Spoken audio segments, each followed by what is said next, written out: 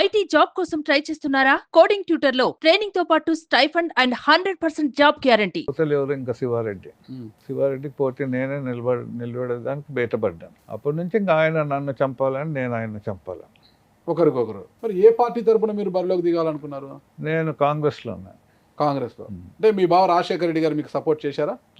ఫ్యాక్షన్గా కాదు కానీ పొలిటికల్గా.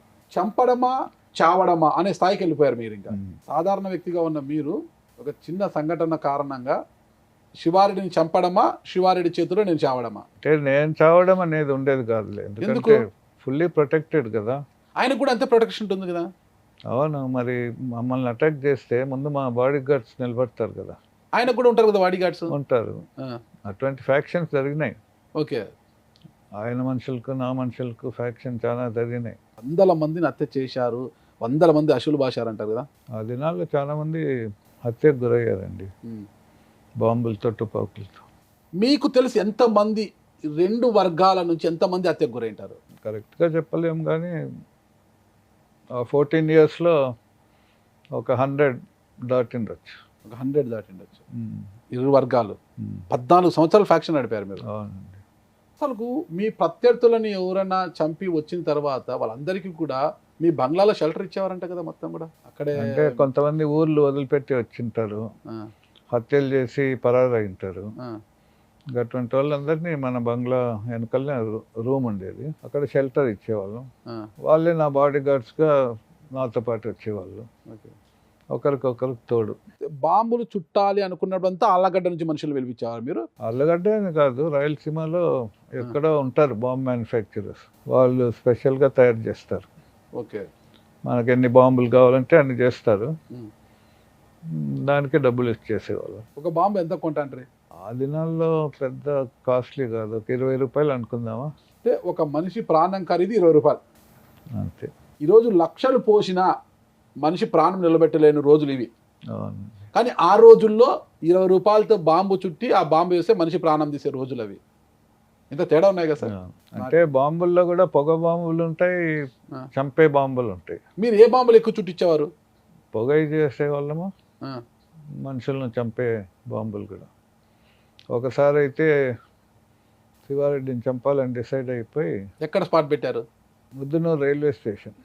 బాంబ్ మ్యానుఫ్యాక్చరర్స్ను పిలిచి ద మోస్ట్ పవర్ఫుల్ బాంబ్స్ చుట్టండి అని చుట్టించాను. ఆ బాంబులు శివారెడ్డి మీద వేయాలి కదా, అది ఎంత పవర్ఫుల్గా ఉందో లేదో టెస్ట్ చేస్తామని ఒక ఎనుమును తీసుకొని పోయి, గేదెను ముద్దునూరు కొండలో వ్యాన్లో తీసుకొని పోయి, నేను కూడా ఉన్నాను, నేను నా బాడీ గార్డ్స్ టెస్ట్ చేస్తాం. ఆ ఎనుము చనిపోయింది.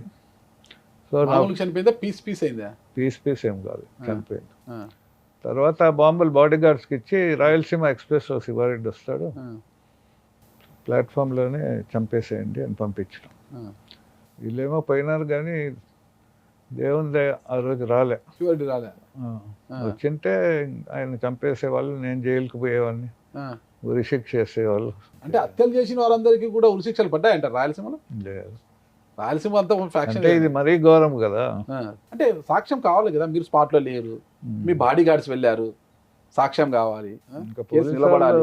సాక్ష్యాలు పెట్టారు కదా ఏదో ఒకటి. పెట్టినా కోర్టులో నిలబడాలి కదా. రాలేదు ఆ రోజు. ఓకే. అంటే ఇన్ఫర్మేషన్ లీక్ అయిందంటారా? లీక్ అయిండొచ్చు, లేదంటే బై మిస్టేక్. బాంబులు చుట్టిస్తూ మీరు నేర్చుకున్నారా బాంబు చుట్టడము? నేర్చుకోలేదు. ఓకే, బాంబులు ట్రయల్ చూశాను, బాంబులు పట్టుకొని విసిరేవాళ్ళు బాంబులు. కానీ బాంబులు చుట్టినాక చాలా డేంజర్ కూడా వచ్చింది నాకు. ఎట్లా? మా ఇంట్లోనే ఒక రూమ్లో ఒక 100 బాంబులు చుట్టారు దాదాపు. నా బాడీ గార్డ్ బెన్నీ వండుకొని, చుట్టినారు సార్ చూస్తారా అని తీసిపోయినాడు రూమ్లోకి. చిన్న రూమ్లోకి పోయి ఆ బాంబు నా చేతిలో పట్టుకున్నా, నా చేతిలోంచి జారిపోయింది. అది పగిలింటే ఈ బాంబులన్నీ పేలిపోయి నేను ముక్కలు అయిపోయింది.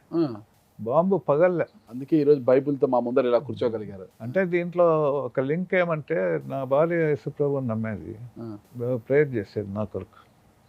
బయటికి పోతే ఒక్కొక్కసారి మధ్యాహ్నం ఇంటికి వచ్చేంత వరకు ప్రేయర్ చేసేది. దాదాపు 60 సార్లు నేను చనిపోయిండేవాడిని ఆ 14 yearsలో. దేవుని కృప, దేవుడు కాపుదలిస్తూ వచ్చాడు.